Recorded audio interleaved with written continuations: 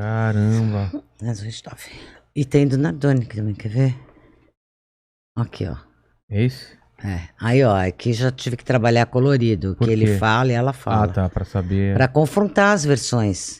O que tinha de diferente nas duas E versões. tinha muita coisa diferente? Algumas. É? Você lembra? Não vou dar spoiler. Ah, tá, mas algum. Não, eu leio, não, é porque eles têm contradições ali, né? Ela fala de um sorvete, ele fala de um, por exemplo, se eu me lembro bem, um conta que a menina sujou a camiseta, porque ela estava com uma camiseta que não era dela, que era do irmão mais novo da Jatobá. E aí era uma camiseta maior, tal. Cadê a camiseta dela? Por que ela tá? A gente perguntou, por que ela tá com uma camiseta que não é dela? Ele responde que caiu sorvete, ela responde que caiu Coca-Cola. Eu acho interessante. Né? Por quê? Porque a gente não deve discordar sobre o que sujou a camiseta. Exatamente. Não parece ser uma coisa Me chama atenção. que confunda Coca-Cola com sorvete. Então, não é, né? Não é suco ou Coca-Cola, é sorvete. Parece que não combinaram direito a história, né? Então, são algumas coisas. E mesmo nos trajetos, nos tempos, eles têm algumas contradições. Vamos falar desse caso do Nardoni, então. Você entra como lá? O crime Nardoni, quando mataram a Quando Isabela? foi, mais ou menos? Março de 2008. Caramba, faz tanto tempo assim. Né? Coisa louca, né? Acho que é isso. Quando a Isabela é assassinada, eu não estava no Brasil. Eu estava num outro trabalho, fazendo um doc na Espanha. Caramba, que legal. Muito legal. E aí, eu não peguei esse fervor aqui que a mídia ficou louca, todo mundo ficou louco. E quando eu voltei, eu tinha não sei quantos pedidos de entrevista, mas eu cheguei num domingo e na segunda começava o júri do Jorge Fará, Jorge Fará, que é um que escortejou a paciente dele, jogou por São Paulo, ele ia ser julgado. E eu tinha um convite para assistir esse júri. Então eu falei, nem conheço esse caso dessa Nardoni, eu vou no júri, que era no Fórum de Santana, que é o mesmo fórum que caiu o caso Nardoni. Tá. Só que eu não estava sabendo de nada. Eu fui lá, você vê a coincidência? Imprensa toda lá? Então, a imprensa o júri do Fará não estava tão quente, porque a imprensa estava no caso Nardoni. Mas tinha uma grande amiga minha, jornalista, Laura Diniz, que estava acompanhando o caso Fará, e que me pediu se eu dava para ela uma pequena entrevista do caso Nardoni. Eu falei, Laura, eu não posso dar, porque eu não conheço o caso, né? Eu não li o caso. Não, mas você fala de forma geral, tal, só para eu ter umas aspas, tal.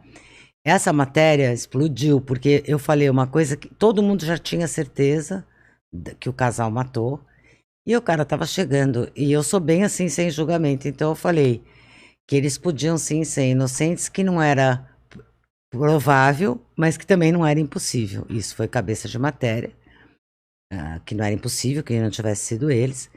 E uma amiga minha, advogada, quando saiu tudo isso, ela falou, tenho que te apresentar o Francisco Sembranelli, que é o promotor do caso, para você escrever um livro, para você acompanhar por ele. Eu falei, não, cara, não posso acompanhar por ele, porque eu não sei nem se eu concordo. Já pensou se eu achar que esses caras são inocentes? Como é que eu posso acompanhar pela promotoria? Deixa eu ler. Aí eu fui lá bater na porta do juiz Maurício. Promotoria, para quem não sabe... É acusação. É acusação. É acusação.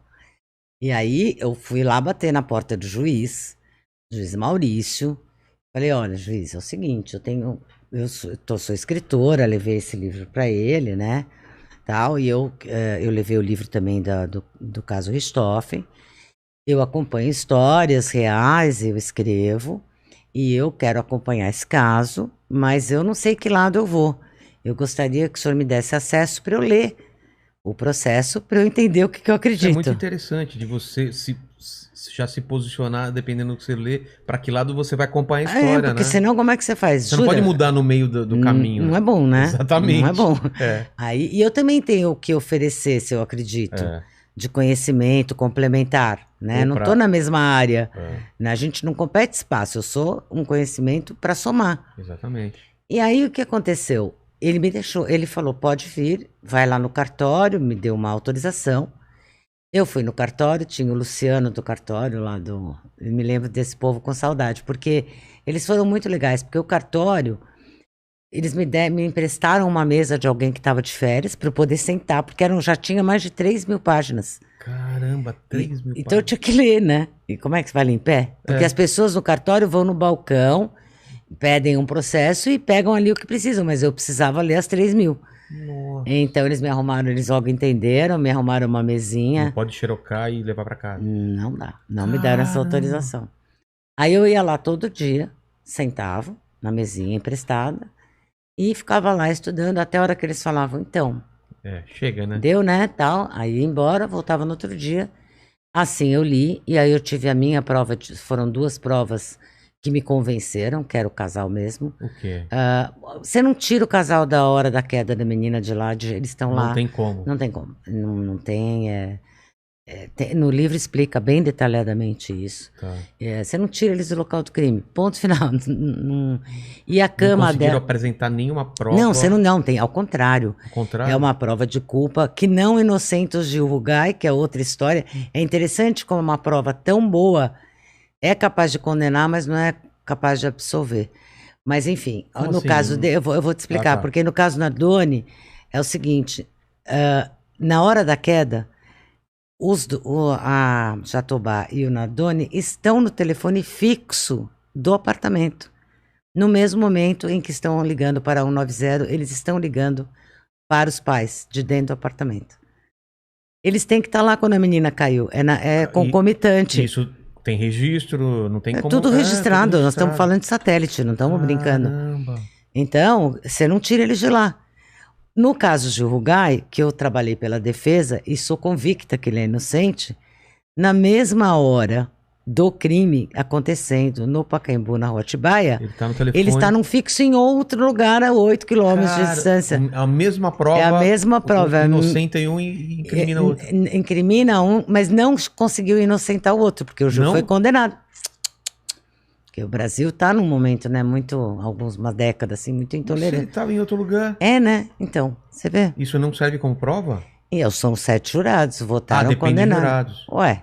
Caramba. E o Gil era um réu, assim, eu acho que o Gil foi condenado porque ele é uma pessoa estranha do que porque ele assassino ele não é. Entendeu? Que absurdo. Porque ele é um menino que não é comum, é um menino que, sabe, quando a gente tinha os pais muito certinhos, aí tinha um filho que era hippie e tal. Sei. No caso dele é invertido, o pai dele era cineasta, tudo de bem com a vida, festas e tal, e ele andava de terno, colete, era certinho. E ele é um cara que realmente, eu também sou estranha, então não posso falar dele. Se você entrar na minha casa, os livros que eu escrevo, ainda bem que você tem caveira, você ia ficar à vontade. Eu tô vendo. Quantas caveiras você tem? Um monte, Não, em casa tenho também. Eu gosto de caveira, gente. Eu né? também. Minha casa Mas tá isso é estranho. Mas isso é caveira. estranho para as pessoas. Né? E daí, se eu for suspeita de assassinato, isso vai pesar contra. Ela já gostava de caveira. Eu nunca pensei nessas coisas. E os livros que eu tenho em casa? Nossa, óbvio que é ela. Então, é lógico. Ela sabe tudo. Ela escreve sobre isso. Ela escreve sobre. Então, com o Gil acontece um pouco isso. Ele é estranho, mas isso ainda não é crime ser estranho, né? Ainda bem, né? Mas voltemos aos Nardones. Então, aí eu fiquei convicta da culpa deles. Falei, não, eu realmente sou convicta. E aí sim eu conversei com essa amiga que queria me apresentar. Falei, depois de terminar as 3 mil páginas e tal. Demorou uns 20 dias. Aí falei, pode me apresentar.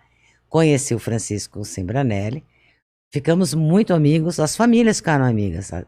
Ele na época era casado com a Daniela. Fiquei também muito amiga da Daniela, que era defensora geral do Estado de São Paulo, e ele promotor, era um filme, né? O promotor e a defensora. Mas então era uma discussão muito rica entre nós sobre esse caso, e eu trabalhei com ele 2 anos e meio, também toda semana, e muitos fins de semana, nessa acusação para o júri, para entender esse caso, para saber o que era a prova, para entender como mostrar isso para os jurados. E eu estava no júri completo. Então, e aí escrevi o livro, voltei para casa, me fechei e escrevi A Prova e a Testemunha. Porque o caso Nardoni, no Brasil, ele é um marco, porque é o primeiro caso onde a prova científica é um divisor de águas ali. Antes disso não era muita retórica, ainda é. A lábia... A cultura de prova demora. Com o true crime, que você estava falando aqui no Brasil, isso vai ajudar. É, né? É, porque a ficção também ensina. O teste de DNA ensina. Isso vai ficando um assunto falado Recorrente, por todo mundo. Todo mundo discute, atores falam, não parece uma escritores coisa falam. muito abstrata, Aparece na televisão, aparece na novela e você vai exigindo também. Quando você é jurado, você olha aquilo e fala, mas então, por que não fizeram um teste de DNA? Que é Por que não coletaram digital? não sei quanto, Porque eu queria ter visto, entendeu? Então você... e aí, quem sabe um dia vai voltar a valer, na maioria, o indúbio pro réu. Que deveria funcionar assim, que se você tem dúvida, o cara tem que ser absolvido. Porque é muito pior você prender um inocente do que você deixar solto um culpado. Entendeu? Então, e eu acho que as provas científicas é o que dão muita confiabilidade de que você está votando certo que é culpado. E não porque você fica num discurso da tarde, policial da tarde. Né? Porque é psicopata, porque olha o olhar dele, porque ele olhou pra cima, olhou pra baixo. Isso aqui não quer dizer nada, gente, pelo amor de Deus. Suzane chorou no enterro que nem uma louca. Cara, e daí que ela chorou? Quem tá assistindo isso fala, não, claro que ela é inocente, olha mas, só. Gente, chorar tá fácil ou tá difícil. No caso de Rugai, eu quase fiquei louca, que tinha uma discussão, tem páginas do inquérito. Se o cachorro não latiu. Eu não sei, não, que o cachorro não. Mas qual é a relevância do cachorro? Assim, é assim que a gente vai entender se alguém que matou era conhecido ou não era? Eu não sei porque o cachorro latiu ou não latiu. Nós vamos ter que chamar o Dr. Pet. Exatamente. Para dar uma opinião no caso, entendeu? Então, eu acho que as pessoas um pouco... Estão perdendo o foco. Precisam voltar para uma prova concreta, que queira dizer alguma coisa de verdade. No caso dos Nardoni, antes de a gente ir para outros casos, como que você sabendo, ou você tendo essa sensação de que eles são culpados, a tua relação não é apaixonada pelo negócio? Sempre é distante ou você fica com raiva, você fica com... Fico toda misturada, é impossível. Sou uma, né? E é por isso que eu penso, eu falo, caramba, os caras mataram uma criança. Então, mas aí quando você trabalha como eu trabalho, você também entende que o crime é um momento da vida daquela pessoa, não é a vida da pessoa inteira. Entendi. Então, por exemplo, um dos momentos mais tristes que eu vi no júri foi a mãe do Alexandre. Gente, que tragédia na vida de todo mundo. É uma tragédia. Culpado, inocente. Quando acabou que o juiz deu a sentença, você acha que alguém ficou feliz? Não, a Isabela estava morta. Não vai voltar. Entendeu? Então, você também vê que esses assassinos... É muito sofrimento no entorno também. Os filhos, os pais... O Alexandre Nardoni e a Ana Carolina Jatobá, eles têm outros 2 filhos. Vocês já pensaram? Eram pequenininhos. Os 2 pais presos, pai e mãe presos por muito tempo. Que tragédia para todos. Então... Não tem só, o monstro. Claro que tem o monstruoso que ele fez e que ela fez, mas tem todo um lado que é o entorno. Tem toda a consequência.